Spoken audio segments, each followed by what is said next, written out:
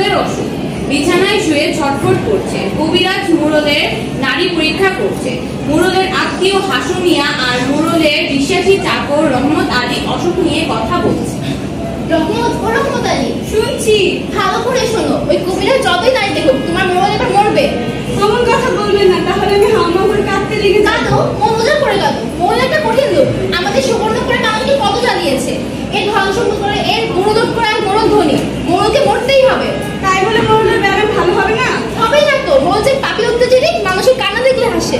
থাক, আপনাকে আর বলতে হবে না, আপনি বরং বাড়ি যান। এত কোলাহল করো না, আমি রোগী নারী পরীক্ষা করছি। ও কবিরাজ, নারী কি বলছে? মুরল বাঁচবে তো? মূর্খের মতো কথা বলো না, মানুষ ও প্রাণী অমর নয়। আমি যা বলছি তা মনোযোগ দিয়ে শ্রবণ করো। আমাকে বল, আমি মুরলের মামাতো ভাই। মুরল আবার মুনি। যদি নিষ্ঠুর মোড়লকে বাঁচাতে চাও তাহলে এক কঠিন কর্ম করতে হবে। কি করতে? বাকি চোখ আনতে হবে? এর থেকেও কঠিন কিছু। হিমালয় পাহাড় তুলে আনবো? পাহাড়, পর্বত, সমুদ্র, নক্ষত্র কিছুই আনতে হবে না। আর সহ্য করতে পারছি না, জ্বলে গেল আর ভেঙে গেল, আমাকে বাঁচাও। শান্ত হও। ও রহমত, মোড়লের মুখে শরবত ঢেলে দাও। রহমত মোরলকে শরবত দিচ্ছে। এই মোড়ল আমার মুরগি জবাই করে খেয়েছে, আজ আমি মুরগিটাকে নিয়েই ছাড়বো। ভাই হাসু, এদিকে এসো, আমি সব দিয়ে দিলাম, আমাকে শান্তি এনে দাও। মোড়ল, তুমি কোনোদিন মিথ্যা কথা বলবে? আর বলবো না, আমি তোমার মাথায় হাত রেখে প্রতিজ্ঞা করছি আর কোনোদিন মানুষের উপর জবরদস্তি করবো না, আমাকে ভালো করে দাও। লোভে পাপ, পাপে মৃত্যু। আর কোনোদিন লোভ করবে না, লোক করবো না, অত্যাচার করবো না। অন্যের মনে দুঃখ দিলে কখনো সুখ পাওয়া যায় না। কোথায় পাবো? শান্ত হয়ে শুয়ে থাকো, আমি ওষুধের কথা চিন্তা করি। হাসু, এদিকে আসো। আমি যা বলছি তা মনোযোগ দিয়ে শ্রবণ করো। মোড়লের ব্যায়াম ভালো হতে পারে যদি কি? যদি আজ রাতের মধ্যে কি করতে হবে? একটি ফতুয়া সংগ্রহ করতে হবে। ফতুয়া? হ্যাঁ, জামাটি হবে সুখী মানুষের। ওই জামাটি মোড়লের গায়ে দিলেই তৎক্ষণাৎ মোড়লের হাড়মর্ম রোগ ভালো হয়ে যাবে। এ তো খুব সোজাও। সোজা নয়, অনেক কঠিন। যাও, খোঁজো, সুখী মানুষকে খোঁজো। সুখী মানুষের জামা না পেলে ওই অসুখী মোড়লকে বাঁচানো যাবে না। জামা এনে দাও, আমি 1000 টাকা বকশিশ দেব। দ্বিতীয় দৃশ্য। কি তাজ্জব কথা, 5 গ্রামে খুঁজে একটাও সুখী মানুষ পেলাম না। যাকেই ধরি সেই বলে, না ভাই আমি তো সুখী নই।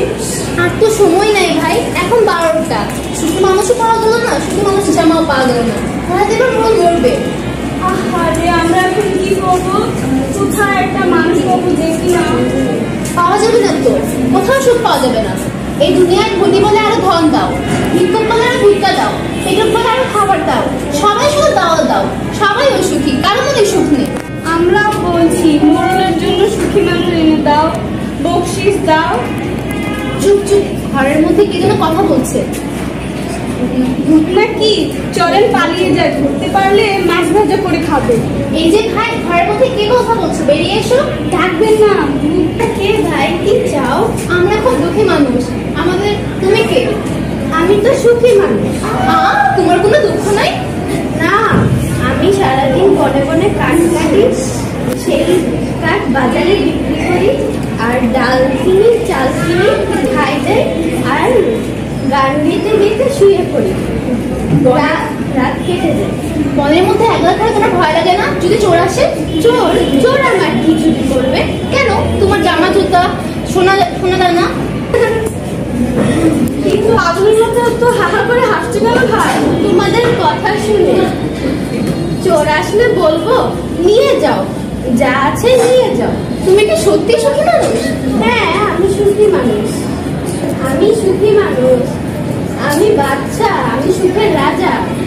ও বাচ্চা ভাই, তোমার গায়ের জামাটা নিয়ে এসো, 100 টাকা দেবো, যাও নিয়ে এসো। ঘরের মধ্যে রেখেছো জামা?